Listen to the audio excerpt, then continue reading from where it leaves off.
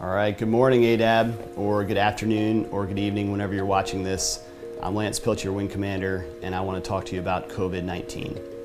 So the first thing I want to say is thank you. Our mission is to deliver, develop, and defend, and you guys do that 24/7 better than anyone in the world. So thanks for getting the mission done and for your part in that.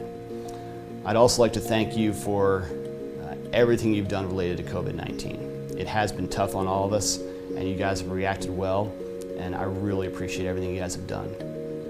So COVID-19, my goal in dealing with this is number one, to protect you, and number two, to get the mission done. And I can't really do one without the other.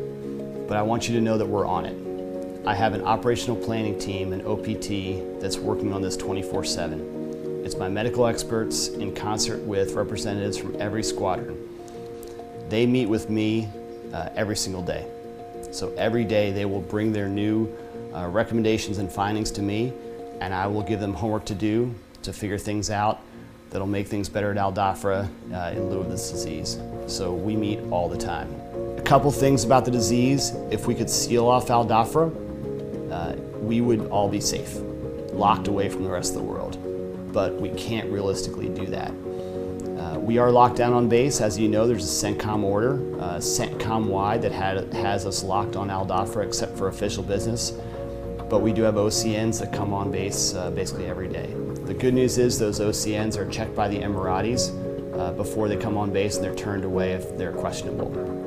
And we do have flights on KC-10s and other airplanes coming on base, but we have strict quarantine procedures and strict requirements that we adhere to try to minimize the chances of this disease getting on the base. But again, we can't 100% seal off Dhafra from the rest of the world. So what do I need you guys to do? I want, if we get one case of COVID-19 or 2 cases of COVID-19, we have to keep it from being 1,000 or 2,000 cases. Well, number one is wash your hands. Wash them for 20 seconds, do vigorous hand washing, do the best you can, or use hand sanitizer with 60% alcohol. And then don't shake hands.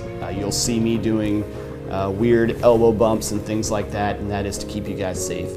And then finally, social distance as much as you can. It's 3 to 6 feet is recommended. I know it's pretty tough in a lot of cases, but just do the best you can. Please help me out with that.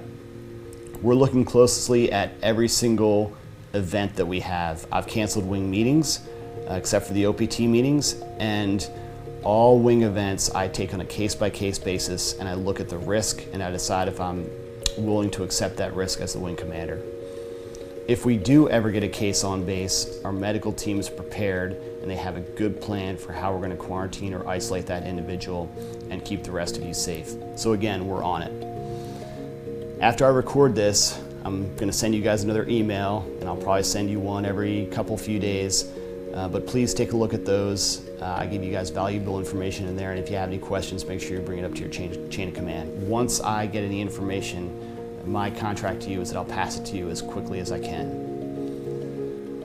So the question in everybody's minds is, when are you going home? And the answer is, I don't know. And I'm sorry, I don't know. That's the toughest thing for me as a leader.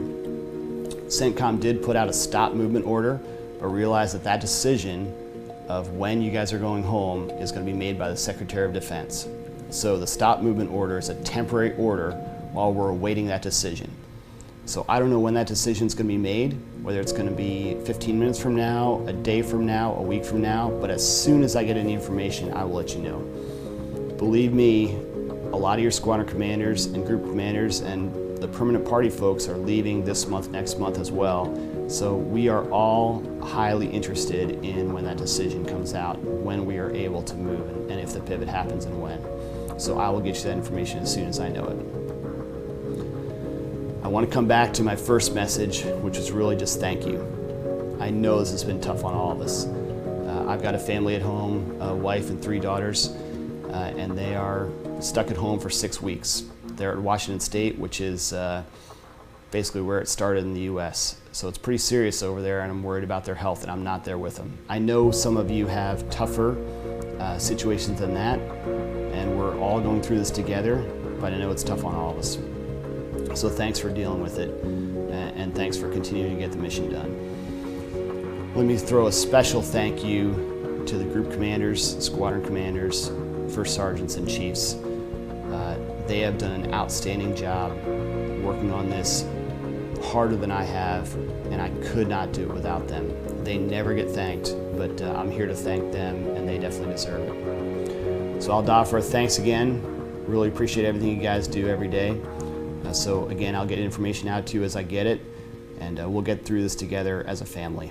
Thank you.